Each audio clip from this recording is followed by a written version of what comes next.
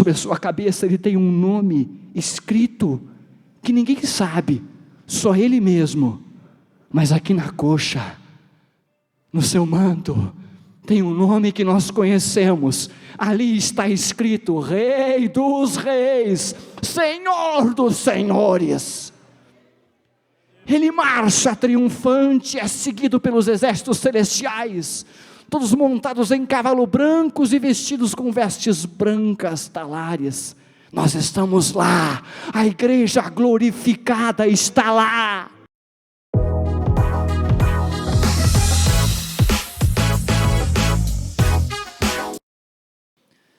Dando continuidade, então, à nossa sequência de ministrações sobre esse tema escatologia, na quarta-feira passada, pela graça de Deus, nós trabalhamos o início do período tribulacional. Eu disse aos irmãos que nosso próximo evento, esperamos, é o arrebatamento da igreja.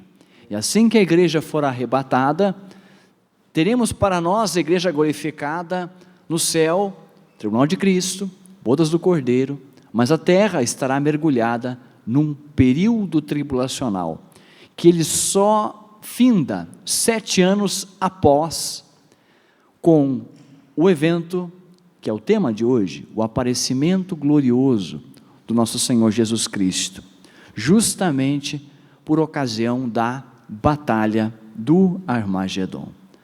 Nós demos um zoom, por assim dizer, nesse período tribulacional, na quarta-feira passada.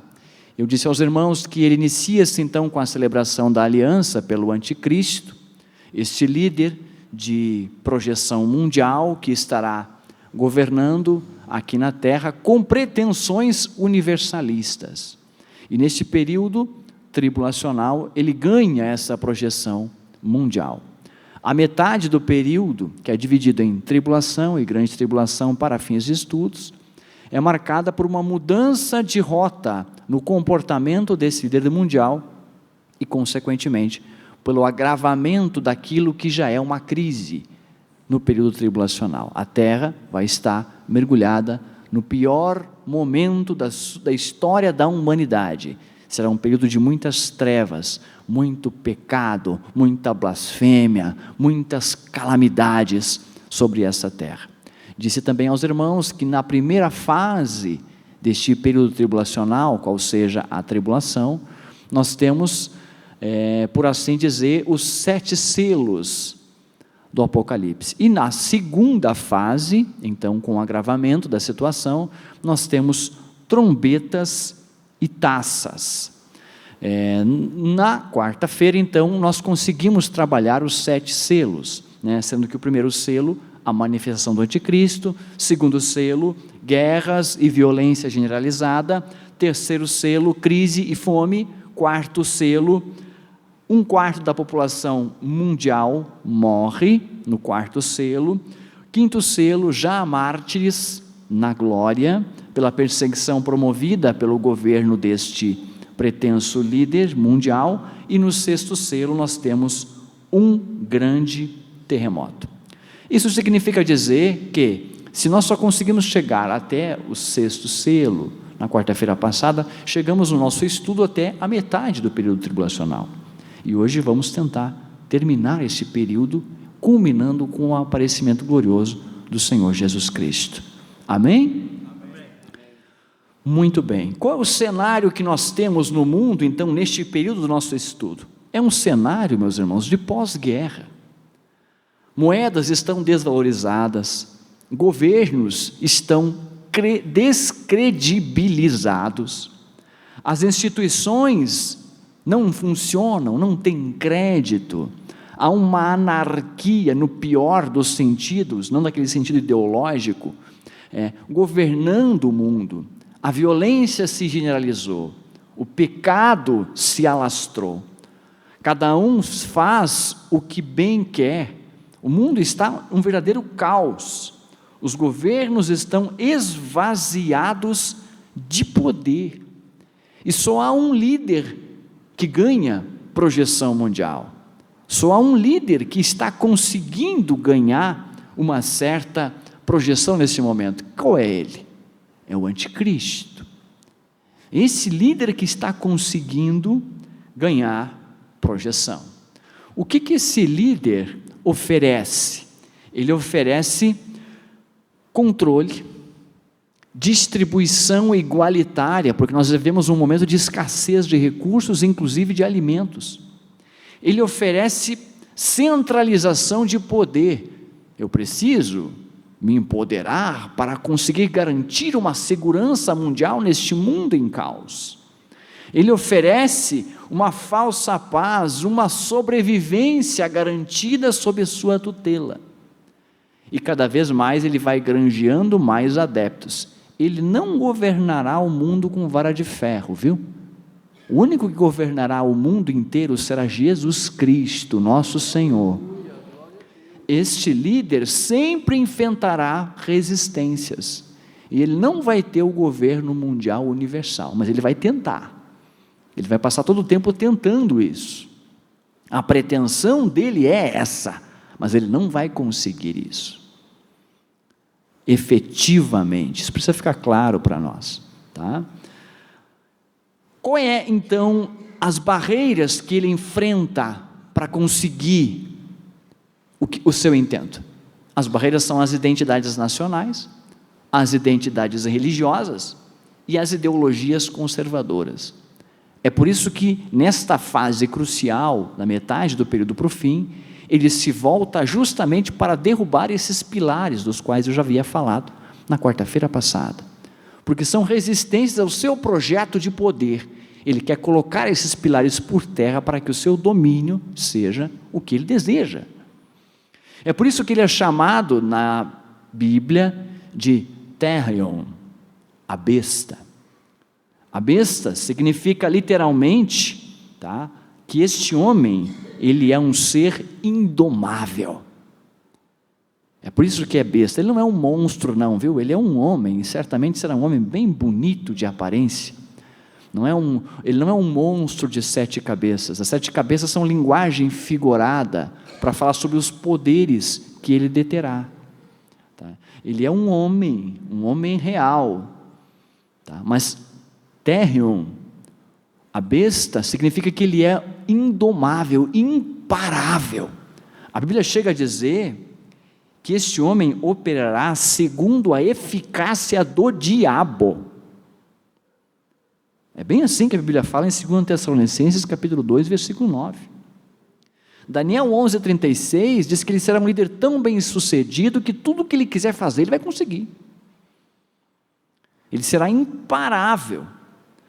A Bíblia chega a dizer, em Daniel 11, versículo 37, que ele não terá respeito aos deuses de seus pais, não terá respeito ao amor das mulheres, e nem a qualquer Deus, porque sobre tudo se engrandecerá.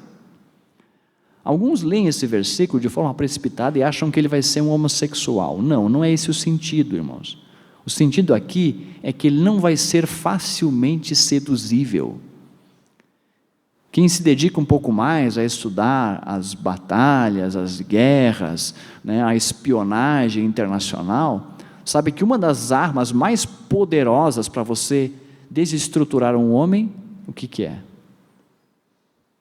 É justamente usar ele na sua fraqueza, né?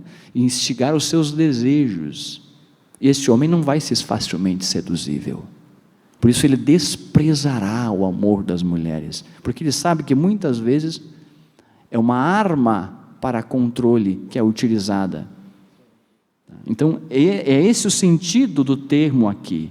É como se fosse um animal feroz e indomável, imparável. Mas qual é a identidade desse homem afinal? Quem é esse homem, irmão? Tem candidatos fortes a anticristo em nossos dias? Meus irmãos, o que dá hoje em dia mais ibope é você lançar um vídeo na internet dizendo que você descobriu que fulano de tal é o anticristo. Você vai ter milhares, milhões de visualizações. Só que a Bíblia não te dá autoridade para fazer isso. Porque, na verdade, a Bíblia nos mostra que ele só será revelado quando? Quando o agente resistente for retirado da terra. Então ele só será revelado quando a igreja não estiver mais aqui. Tudo que passar disso é especulação barata, vinda de quem quer que seja. Porque a identidade dele só será conhecida depois. É como diz a minha esposa: eu não quero saber quem é ele, eu não vou estar aqui para ver. A identidade dele não será revelada em nossos dias. Já tem vários candidatos a anticristo. Já disseram que é o Trump, já disseram que é o Elon Musk, que é o Emmanuel Macron, que é o genro do Trump, que é o príncipe da Inglaterra, e aí a lista vai, a lista é infinita. Mas a verdade é que nós só vamos saber depois que a igreja não estiver mais aqui. Então não nos interessa saber isso. Agora, o perfil dele, isso sim a gente sabe.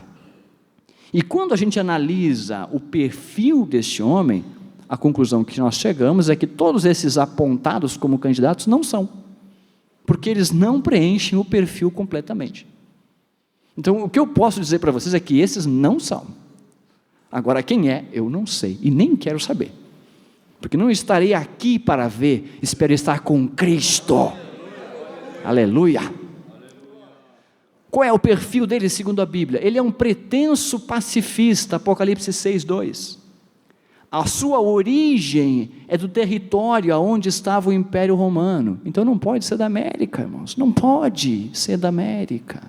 Tem que ser do antigo Império Romano. E se fosse a gente marcar um país que é forte candidato, seria a Itália, porque é lá a sede do Império Romano. E a Bíblia diz que ele vem do povo que destruiu Jerusalém. Quem foi? Os romanos. Então seria um forte candidato, hoje, na geopolítica atual, este país. Ele vai ter ascendência judaica, seus pais são de origem judaica, Daniel 11:37. Ele vai ser um homem rico, um gestor de fortunas, Daniel 11:38. Ele vai ser um legítimo capitalista, ele vai repartir a terra por preço, Daniel 11:38. Ele não começa grande do ponto de vista político, ele começa pequeno, Daniel 7, versículo 8.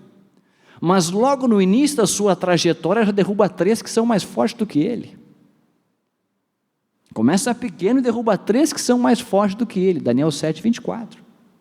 Ele vai formar uma confederação de 10 nações, daí as 10 cabeças e chifres, sendo que quando ele derruba 3, 10 menos 3 dá quanto? Por isso 7 cabeças. Então ele derruba 13 e as 7 cabeças sobreviventes entregam o poder para ele sem resistência. E ele se torna o líder dessa confederação, com a qual ele monta a plataforma para se lançar ao domínio mundial. Essa é a trajetória deste homem, segundo a Bíblia. Só que nessa trajetória surge uma crise no meio do caminho. E essa crise surge justamente na metade do período tribulacional. O apóstolo João disse que viu a cabeça ferida de morte. E a sua chaga mortal foi curada. Não diz que ele vai ressuscitar, viu? Porque o poder da vida e da morte só quem tem é Jesus. A Bíblia diz que a sua chaga mortal foi curada. Então ele pode ter sofrido um atentado e escapado, ele pode ter simulado um atentado, não podemos afirmar, mas o fato é que a terra, ao ver aquilo, vai dizer: é um milagre, ele ressuscitou. E diz a Bíblia que toda a terra se maravilhou diante da besta. E é justamente neste momento em que ele enfrenta as maiores resistências e que ele sofre uma tentativa de atentado, que ele ganha o seu maior carisma, que ele ganha a sua maior repercussão da sua imagem, e é por isso que ele identifica: este é o momento, é agora que eu vou centralizar o poder mundial. E aí ele entra num terreno perigoso, ele entra no terreno religioso. Ele passa a exigir ser adorado como se Deus fosse. E até então ele tinha até a aliança com Israel, que a gente viu na quarta-feira passada. Mas Israel isso não vai poder aceitar. Como assim? Um homem agora virou Deus? E aí que há a ruptura da aliança com Israel. E a Bíblia vai nos falar, em 2 Tessalonicenses, que ele vai querer assentar-se no templo de Deus, querendo parecer Deus, para provar que ele é Deus, e isso a gente chama de abominação desoladora. Então estamos falando da metade do período onde há essa crise. É justamente nessa metade que Jesus orienta que o Israel fiel, aquele que realmente teme a Deus e se conscientizou, fuja para o deserto. E aí tem toda uma passagem que é um evento parentético do Apocalipse, a mulher e o dragão, que nós não vamos poder trabalhar. Quem sabe a gente, em uma outra oportunidade, faz uma sequência só de eventos parentéticos do Apocalipse, que tem vários, né, para a gente estudar um pouco melhor isso. Mas há ali então a fuga do Israel fiel para o deserto, mas os restantes da semente de Jacó permanecem habitando o território e resistindo bravamente às investidas deste pretenso líder mundial. Ele passa a exigir adoração mundial, Apocalipse 13:4. Ele começa então, para mostrar que ele é forte, que ele é poderoso, que ele está no controle, se voltar contra Deus e fazer blasfêmias contra Deus, Apocalipse 13:5, Daniel 11:36. Ele faz guerra aos santos e os vence. Isso impressionou o profeta. Mas como assim? Ele guerreia com os santos e os vence? Sim, porque há uma permissão de Deus para isso. Daniel 7:21, Apocalipse 13:6. E ele então conquista o poder na base da força. Se foi aquele agregador, pacifista, democrático, agora já é outra face, é a verdadeira face. Ele é um déspota, ele é um tirano, esta é a real face dele, ele é um ditador. A Bíblia vai nos dizer, em Apocalipse 13:10, que quem estiver destinado à prisão, será preso. Quem estiver destinado a morrer, pela espada, morrerá pela espada, ele não está nem aí. Isso significa que o povo santo, nesses momentos de crise, deve ser perseverante e permanecer fiel, porque está determinado que isso aconteça. Ele vai prosperar, e ele ganha projeção, conforme Apocalipse 13:7, por 42 meses, ou 3 anos e meio, ou 1 tempo, 2 tempos e metade de 1 tempo. Sim, falamos um pouquinho na quarta passada, os santos da grande tribulação são aqueles que não foram arrebatados com a igreja glorificada, portanto não pertencem à igreja glorificada, mas converteram-se depois, ou ali durante o período tribulacional, ou vamos dizer, eram desviados, afastados, ou eram judeus que se converteram ao cristianismo. Tá? A palavra igreja, a partir do capítulo 5 de Apocalipse, ela some do Apocalipse. E ela só vai aparecer lá quando a igreja volta com Cristo, no Apocalipse 19. Porque a igreja não está na grande tribulação. Ali só está o povo santo, os santos, os escolhidos e a semente da mulher, que é o povo de Israel. Amém? Muito bem. Este homem, então, a Bíblia diz que ele se opõe e se levanta contra tudo que se chama Deus, o se adora, e de sorte que se sentará como Deus no templo de Deus, querendo parecer Deus. Bom, até agora o cenário é terrível, né? É tudo terrível. Mas, e o céu, irmão? O céu não está inerte. O céu não está só na festa e ignorando o que está passando aqui na terra. Se neste momento em diante, esta besta vai fazer guerras, ele vai se tornar um homem extremamente cruel, ele vai torturar os próprios súditos. Ele vai ser terrível, seu reino se tornará tenebroso. O céu não estará inerte. É por isso que nós temos neste período, então, 7 trombetas e 7 taças. É a reação de Deus. Vocês observam que nós falamos na quarta-feira passada de 6 selos. Eu disse que são 7, mas falamos só de 6. Cadê o 7º?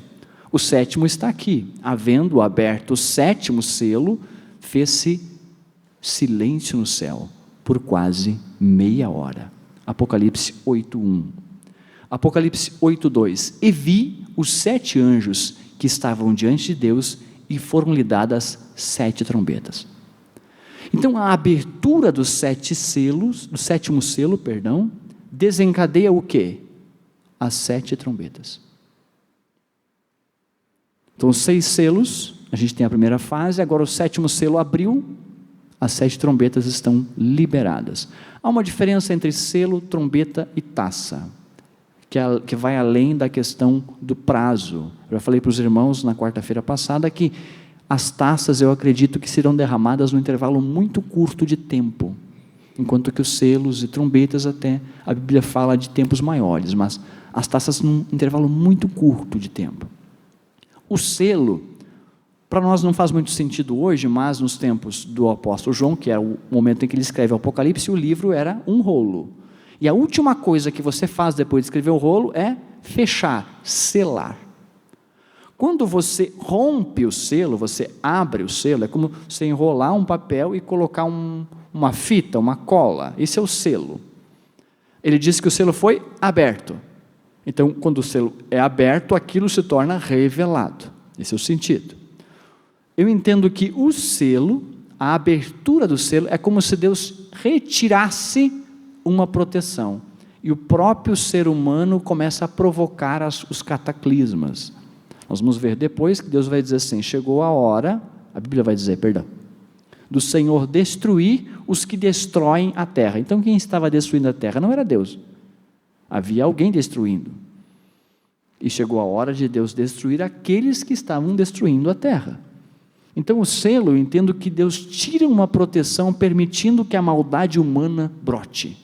É isso que acontece na primeira fase. A primeira proteção que é retirada, qual é que é? A igreja. Porque ao ser retirada se manifesta o anticristo. E ele não pode se manifestar enquanto esse agente resistente esteja ali. Abriu o seu selo, pronto, ele se manifesta, é o primeiro selo. Manifestação do anticristo. E assim sucessivamente. A trombeta, o sentido bíblico da trombeta, sem querer mergulhar no simbolismo, é aviso, alerta. Então, a trombeta não necessariamente seja um ato unilateral de Deus, mas sim um aviso de que algo irá acontecer. Algumas calamidades provocadas pela trombeta podem também ser provocadas pelo próprio ser humano, enquanto outras necessariamente são provocadas por Deus. Agora, a taça, não. A taça chega bem claro que a taça, o derramar das taças é da taça da ira divina. Então é um ato unilateral de Deus em castigo aos rebeldes. É óbvio que se Deus pesa a mão, nós somos pó. A humanidade não sobreviveria por muito tempo. Por isso que tem que ser um intervalo muito curto para o derramar das taças da ira divina. As trombetas é como se Deus tivesse dado um aviso e permitindo que aqueles males acontecessem. Mas as taças não, é a ação direta de Deus. Amém? Muito bem, a primeira trombeta então. A primeira trombeta é soada e o que a gente vê? Saraiva, fogo e sangue. Saraiva misturada com fogo e sangue, isso lembra a peste lá do Egito. Ah, irmão, aí tem um ato de Deus. Sim, tem um ato de Deus aí. Nessa trombeta é um ato direto de Deus. E curiosamente, 1/3 da terra é queimado. Perde-se 1/3 das plantações, perde-se 1/3 das aves, das árvores, 1/3 da terra é devastada ao soar da primeira trombeta. Tem um outro evento parentético que justifica isso, mas também não vamos entrar muito no detalhe. A segunda trombeta, diz o apóstolo João, do seu ponto de vista, que ele viu uma coisa, era como uma grande montanha ardendo em chamas, lançada no mar. Talvez fosse um asteroide, ele não tinha essa linguagem astronômica, talvez fosse um tipo de bomba, que ele também não conhecesse. Então ele usa a linguagem que está disponível no seu tempo. Ele diz, eu vi uma coisa enorme, parecia uma grande montanha ardendo em chamas, lançada no mar. E quando esse negócio foi lançado no mar, 1/3 do mar morreu. Então por isso que eu digo, pode ser tanto uma ação divina, como pode ser uma ação provocada pelo próprio ser humano. Pode, neste caso pode. E não há nenhum problema bíblico nisso. Porque é um aviso de Deus que isso vai acontecer. 1/3 dos navios também perecem, e 1/3 da vida marinha perece ao soar da segunda trombeta. Na terceira trombeta, ele vê uma estrela abisinto cair sobre a fonte dos rios. De novo, irmãos, não devemos procurar literalidade aqui. Como é que uma estrela, que é um corpo celeste muito maior que a Terra, vai cair sobre a Terra? É a linguagem que ele tem, irmãos. Ele não tem o conhecimento astronômico que você tem. A Bíblia ela não sofre de anacronismo. A Bíblia ela é perfeita. Os seus escritores escreveram com a linguagem disponível no seu tempo. Então ele utiliza a linguagem que estava disponível. Eu vi uma estrela, para mim era uma estrela. Foi isso que eu vi. E ela caiu sobre a fonte das águas. E o que acontece? Os rios são contaminados. 1/3 dos rios é contaminados. 1/3 das fontes de água potável do planeta são contaminados. Por uma estrela, abisinto. Abisinto é uma substância produzida de origem vegetal contaminante. Então isso pode se falar de quê? De uma arma química. Uma arma química lançada sobre a fonte das águas. Desde que eu estudo o ensino fundamental, eu ouço meus professores de geografia dizendo que a maior arma seria contaminar as fontes das águas. É uma previsão bíblica que isso vai acontecer durante a segunda fase da grande tribulação. 1/3 das fontes de água potável do planeta perecem.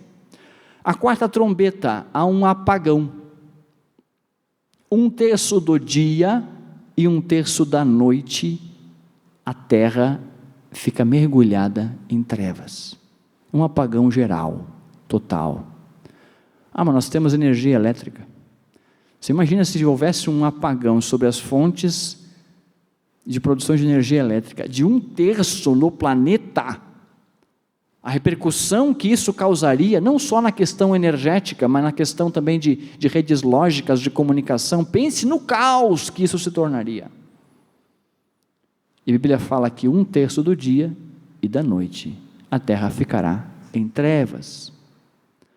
Na quinta trombeta, um anjo destranca o poço do abismo, e de lá sobem gafanhotos. Não são insetos, tá, irmãos? São demônios mesmo. Tá? A linguagem utilizada ali é figurada mais uma vez, mas são demônios, são gafanhotos do inferno, são seres demoníacos. Eles são gafanhotos atormentadores que atormentarão os homens por 5 meses. A sua picada é como picada de escorpião. Os homens sentirão muita dor, mas não mata, só tortura, só faz sofrer. Nesses dias, os homens procurarão a morte e não conseguirão se suicidar. Serão forçados a suportar o tormento dos gafanhotos demoníacos. Terrível. É a quinta trombeta. Na sexta trombeta, 4 demônios presos junto ao rio Eufrates são liberados. 200 milhões de cavalheiros marcham e provocam pestes de fogo, fumaça e enxofre. De novo, João está usando a linguagem que lhe é familiar, que está disponível em seu dia: fogo, fumaça e enxofre. De que ele está falando, irmão? Provavelmente ele está falando de armas químicas, biológicas e nucleares. Só que ele não ia usar esse termo se não estava disponível no tempo dele. Então ele usa fogo, fumaça e enxofre. Por essas pestes, 1/3 da população mundial vai morrer. Os irmãos lembram que lá nos selos eu falei que 1/4 da população mundial morreu? Agora 1/3 do que sobrou. O que é maior? 1/4 ou 1/3? 1/3.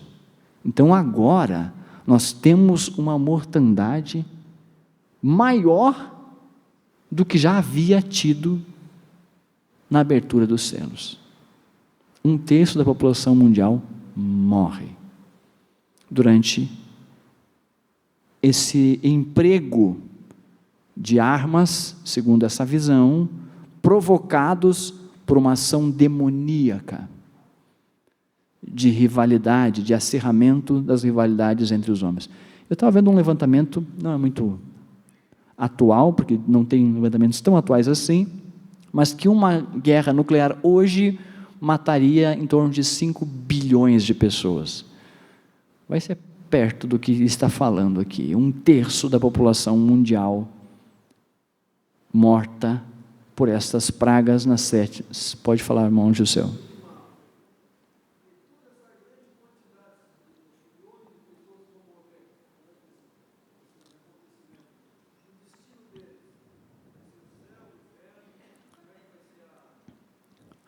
A pergunta do irmão Joseu: esses que estão morrendo durante a grande tribulação, qual o destino eterno deles? A regra para eles é a mesma nossa, só que eles estão num período muito mais crítico. Aqueles que forem enquadrados como os santos da grande tribulação, para eles é um passaporte para a eternidade. Aqueles que aceitaram a marca da besta, aqueles que estão em franca rebelião contra Deus, o destino deles também está selado, é a condenação eterna. Então o destino eterno não muda. O retrato que João está passando para nós é a realidade terrível do momento que eles vivem nessa vida debaixo do sol, mas a vida eterna permanece a mesma regra. O plano de salvação é o mesmo, só há um caminho pelo qual os homens podem ser salvos: Jesus Cristo. Não há outro caminho, não há outro atalho. Muito bem, na 7ª trombeta, há regozijo no céu. E há regozijo no céu por 3 motivos. Porque há entendimento de que chegou-se o fim da grande tribulação, porque agora só faltam as taças, e as taças são questões de dias, segundo a interpretação mais literal possível. Segundo, há regozijo no céu, porque aproxima-se o reino milenial de Cristo. Aqui vale aquela máxima: quanto mais perto do fim, mais perto do começo, porque quanto mais perto do fim da grande tribulação, mais perto do começo do reino milenial. Então há regozijo no céu também por esse motivo. Mas há regozijo no céu também por um motivo que para nós pode soar estranho. Há regozijo no céu porque chegou o momento de Deus castigar os rebeldes. Porque a santidade divina exige que os rebeldes sejam responsabilizados. A santidade divina, a justiça divina exige que haja castigo para pecadores. Nosso Deus é amor, irmãos, e nós estamos muito acostumados com um evangelho moderno que pinta apenas um Deus de amor e não mostra o caráter divino na sua profundidade, que é um Deus que odeia o pecado e cuja santidade exige ser reparada, exige que haja castigo aos rebeldes. No Apocalipse nós vemos várias vezes os anjos de Deus regozijando quando Deus vai derramar um juízo, porque isto condiz com a justiça divina, punir o rebelde pela sua prática. E aí que a gente vê Apocalipse 11:18, a frase que eu citei: chegou a hora de destruíres os que destroem a terra. Então a terra não estava sendo destruída por Deus única e exclusivamente, mas os próprios homens na sua rebeldia estão causando muitos males a si próprios. E então nós temos depois de alguns eventos parentéticos, um outro grande e admirável sinal no céu: 7 anjos que tinham as 7 últimas pragas, porque nelas é consumada a ira de Deus. Apocalipse 15, versículo 1. Então agora sim, a gente vai chegar nas taças da ira divina. A primeira taça é derramada e produz chagas malignas nos adoradores da besta. Então você que está me ouvindo, seja aqui, seja pelas mídias sociais, se não estiver no arrebatamento da igreja e ficar para a grande tribulação, e ficar titubeante entre qual seria a melhor decisão, aceitar o sinal da besta ou morrer de fome, saiba que os que aceitarem o sinal da besta estarão aceitando esta praga, chagas malignas brotarão no corpo daqueles que estiverem marcados com o sinal da besta e com o seu número. Na segunda taça divina sendo derramada, não é um terço do mar que morre, é o mar inteiro. A vida marinha é extinta. O mar se transforma em sangue, morre toda a vida marinha. Na terceira taça a ser derramada, os rios e as fontes de água são contaminados. Não há mais água potável no planeta. Por isso que eu entendo que não tem como, irmãos, essas taças durarem muito tempo. O ser humano não sobreviveria muitos dias sem água. E a terceira taça assinala o fim da água potável. Na quarta taça, esse cataclisma mundial provoca aumento da radiação solar, talvez pela destruição da nossa já danificada camada de ozônio. E o calor é tanto que abrasa os homens como fogo. E quanto mais queimados eles são, mais eles blasfemam a Deus. De tão terrível que é o seu estado de depravação moral e espiritual. Na quinta taça, o reino da besta se torna tenebroso. E é aqui que eu disse que ele começa a torturar os seus próprios súditos. Quer seja por tentar encontrar algum culpado, porque o seu reino está se desfacelando debaixo dos seus pés, quer seja pelo simples prazer sádico de torturar aqueles que têm a imagem de Deus, porque o homem é criado à imagem e semelhança de Deus. Ele tortura os seus próprios súditos. Na sexta taça, ao ressecamento do Eufrates. Não vão atrás que estão dizendo aí que o atual ressecamento do Eufrates é um cumprimento do Apocalipse. Nada a ver, irmãos, nada a ver. O atual ressecamento, que não é ressecamento, é uma diminuição do volume de água do rio Eufrates, é decorrente de secas prolongadas e do avanço da irrigação naquela região. O que a Bíblia fala no livro de Apocalipse é de uma praga divina, uma taça divina derramada, onde o leito do Eufrates secará completamente. Para quê? Para preparar o caminho dos reis que sobem do Oriente para a grande batalha final, a batalha do Armagedon.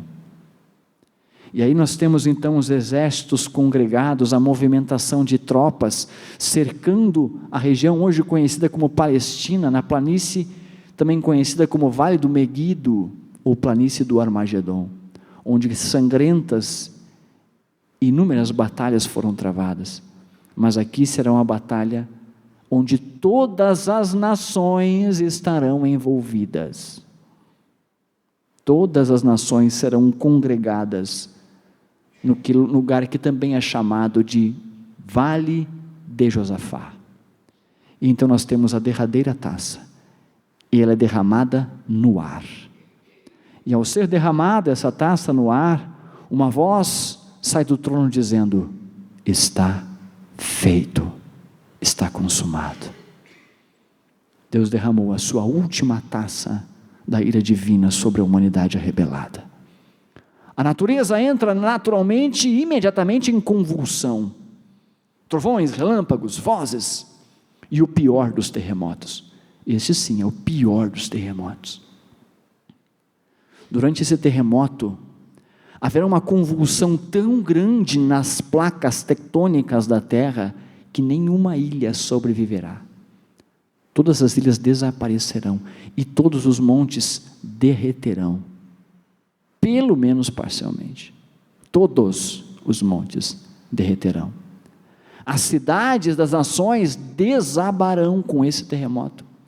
A grande cidade será dividida em 3 partes. Um terremoto que sacudirá a terra, e sobre os homens cairá uma terrível chuva de saraiva, com pedras de 30 quilos. Nem laje resiste, irmãos, o impacto de uma pedra dessa. Neste momento de cataclisma mundial, é aí que a gente vê o cumprimento de Joel 3,14, que muitos descontextualizadamente aplicam como se fosse um versículo missionário. Já foi tema de muitos congressos de missões, mas não é, irmãos. Isso aqui é batalha do Armagedon. E aí que se cumpre Joel 3,14, multidões, multidões no vale da decisão, porque o dia do Senhor está perto, no vale da decisão. As nações estarão congregadas, e cientes de que essa convulsão da natureza é obra do Deus eterno, que protege os seus escolhidos. Eles se lançam contra o restante da semente de Jacó, tentando completar o plano de extermínio que já foi tentado por Hitler, por tantos outros déspotas mundiais, de exterminar a raça judaica. E eles vêm cercando Israel, e o morticínio será terrível. Será terrível. Essa batalha do Armagedon, meus irmãos, será uma batalha extremamente sangrenta. Engana-se quem pensa que a batalha do Armagedon termina antes de começar. Leia a Bíblia, Zacarias 14, Joel capítulo 13, Apocalipse capítulo 16, você vai ver que há batalha sim, há guerra sim, e há muito sangue humano derramado. Atrocidades são cometidas durante esse conflito final. O judeu será colocado como prêmio de consolação. Judeus serão vendidos, trocados por prostitutas, como se fosse um prêmio de consolação. Matar um judeu como um escolhido de Deus nesses dias tenebrosos. A guerra então começa. Houve-se explosões, estampidos das armas de guerra. A poeira, a fuligem das explosões são terríveis, que chegam a escurecer a luz provinda dos astros celestes. A Bíblia diz na profecia de Zacarias que não será neste dia nem dia claro e nem noite, mas que a poeira será tanta que escurecerá o dia. O sangue humano derramado cresce tanto que encharca o solo e começa a se avolumar, formando um rio de sangue. 1/3 dos israelitas são mortos impiedosamente pelos exércitos rebelados. Uma horda de desordeiros invade Jerusalém. Eles entram pelas casas, eles estupram mulheres, eles saqueiam ouro, joias, pedras preciosas. Para quê? Se o mundo que eles conhecem está desabando debaixo dos seus pés. Mas eles são embriagados, desordeiros, rebelados. A metade da cidade de Jerusalém morrerá. O rio de sangue já vai correndo lá fora e chega até 300 quilômetros. A altura até o freio dos cavalos. Carnificina terrível. Terrível. Mas é neste momento que o remanescente de Jacó clamará aquele que um dia eles transpassaram. Zacarias capítulo 13, Romanos capítulo 9, Romanos capítulo 11, e quando eles clamar, aleluia, quando esse remanescente, acossado pelos exércitos rebelados, sufocado por uma humanidade rebelada e cruel contra Deus, quando eles clamarem, Ele vem.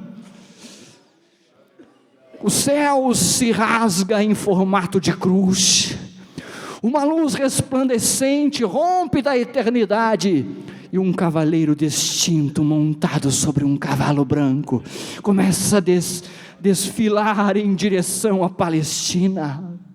Seus olhos, os seus olhos são como chamas de fogo. Sobre a sua cabeça há muitos diademas, na sua boca há uma espada aguda para com ela ferir as nações. A sua veste não é branca, ela está salpicada de sangue, porque é Ele mesmo quem pisa o lagar do vinho, do furor e da ira do Deus Todo-Poderoso. Aleluia! Sobre a sua cabeça Ele tem um nome escrito, que ninguém sabe, só Ele mesmo. Mas aqui na coxa, no seu manto, tem um nome que nós conhecemos. Ali está escrito: Rei dos Reis, Senhor dos Senhores. Ele marcha triunfante, é seguido pelos exércitos celestiais, todos montados em cavalos brancos e vestidos com vestes brancas talares. Nós estamos lá, a igreja glorificada está lá. Ele marcha em direção à Palestina e todo olho o verá, até aqueles que o transpassaram. Ele desce a sudoeste de Jerusalém, perto da Porta Dourada, mais precisamente num monte chamado o Monte das Oliveiras. E quando ele apeia do cavalo, como diz o gaúcho, e põe os seus pés resplandecentes sobre o Monte das Oliveiras, aquele monte se partirá ao meio, e um grande vale se abrirá na direção norte e sul, servindo de rota de fuga para os israelitas acossados pela perseguição dentro da cidade. Sim, eles o recebem, finalmente eles o recebem como Messias verdadeiro prometido. E quando eles o encontram, eles notam algo diferente e dizem: que feridas são essas nas tuas mãos? São as feridas com que fui ferido na casa dos meus amigos, na casa dos meus irmãos. Ele vem, sim, ele vem. E ele vem para quê? Ele vem para, com o sopro da sua boca, lançar anticristo e falso profeta no lago de fogo e enxofre. Passagem livre, descem vivos para inaugurar a condenação eterna. Os exércitos rebelados todos mortos, a sua praga será tão terrível que os seus olhos apodrecerão dentro dos seus globos oculares.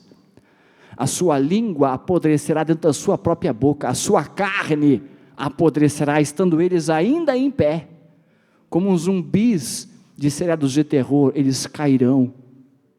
Todos os exércitos são mortos, os escolhidos são recolhidos dos quatro cantos da terra. As nações, sim, os civis que não lutaram a guerra estão vivos, e são todos reunidos diante dele. Para quê, irmão? Para serem julgados. Julgamento das nações. Mas isso já é tema para nós estudarmos quarta-feira que vem, se o arrebatamento não for antes. Vamos estar de pé, por gentileza.